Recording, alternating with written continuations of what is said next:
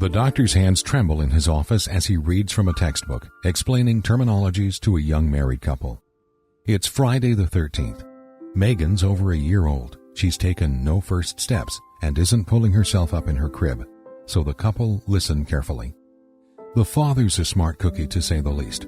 In his early 30s, he's hit goal after goal despite coming from humble beginnings in Inglewood, Jersey.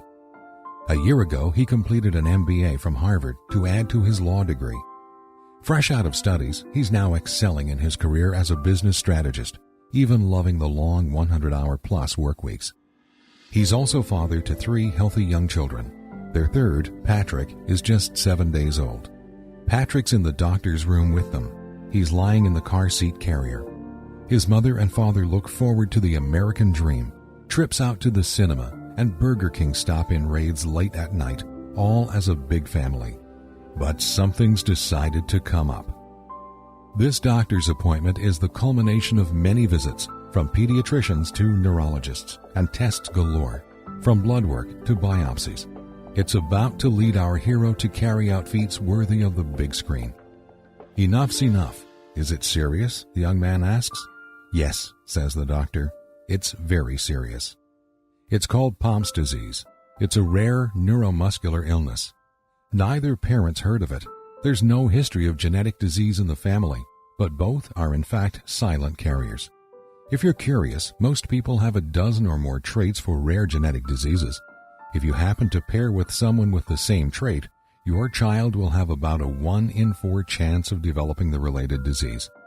Megan has a genetic defect, the doctor continues. Because of that, it's ravaging her muscles. Doc, how serious is it? The father says. He's numb. I don't think she'll live another year. And your son Patrick should be tested too. There's a 25% chance he may have the disease.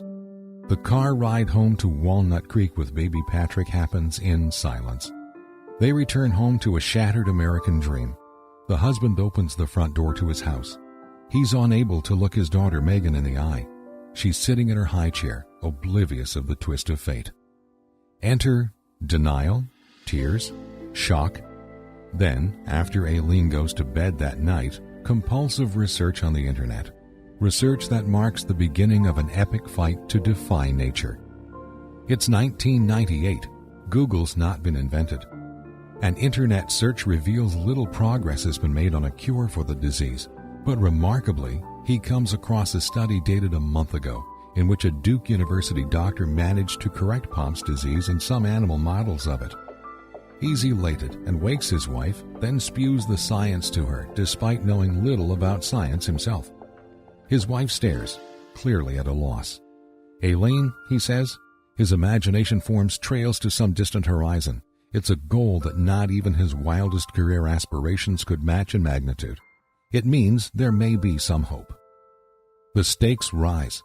Patrick's diagnosed with Pompe's disease a month later. The double whammy, grief, the denial, quickly burns away to intensified resolve.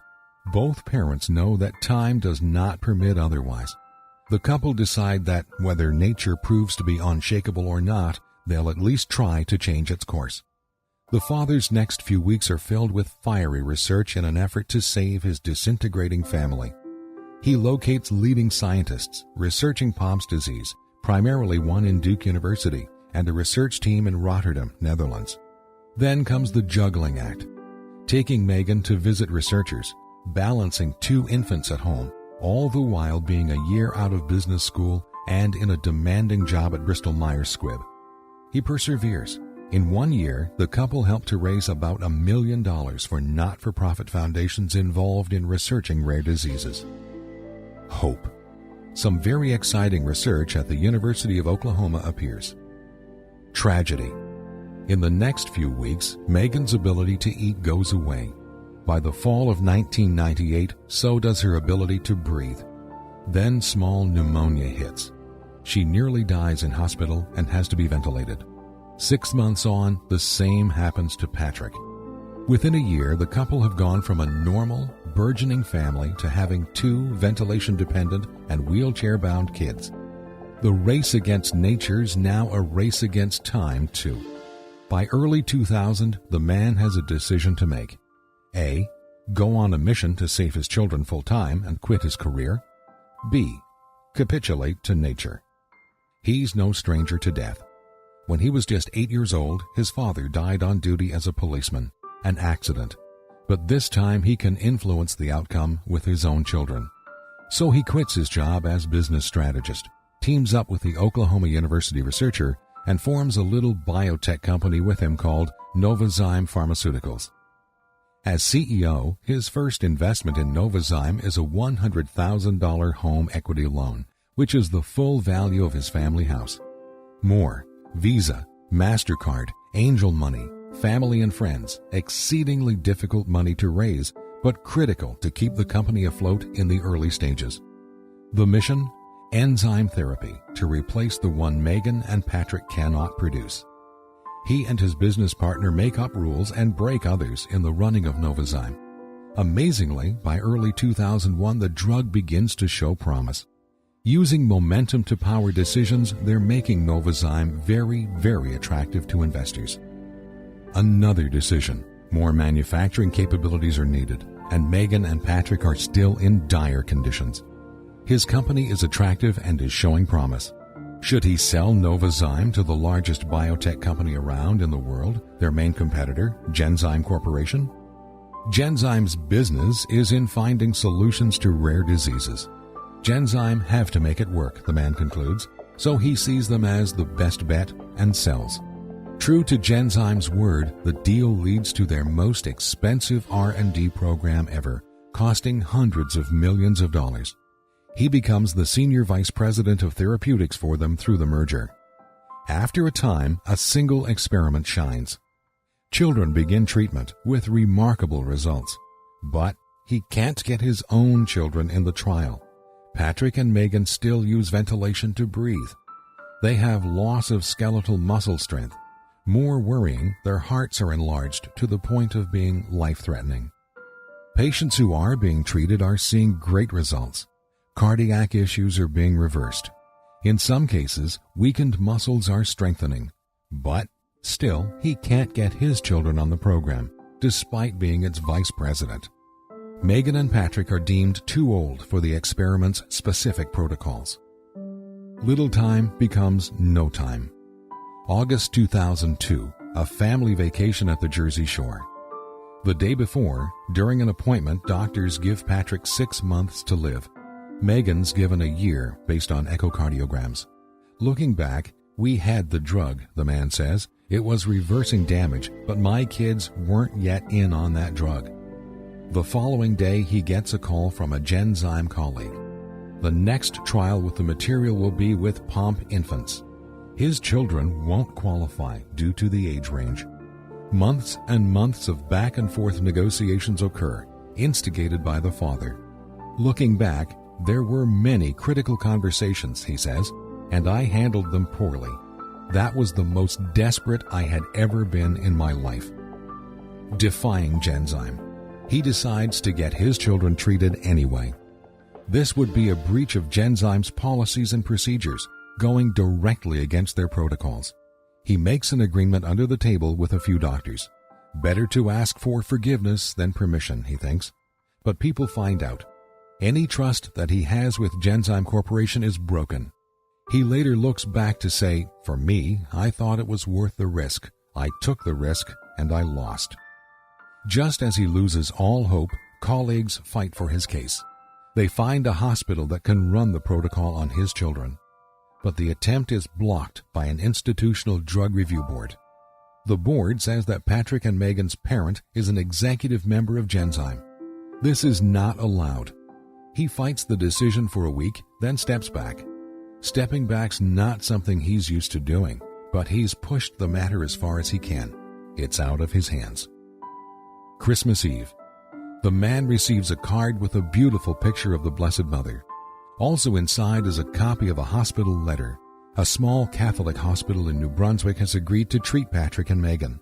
The siblings will become the 27th and 28th patients in the study. He cries, then bursts with desire to share the news with his wife, family, and kids.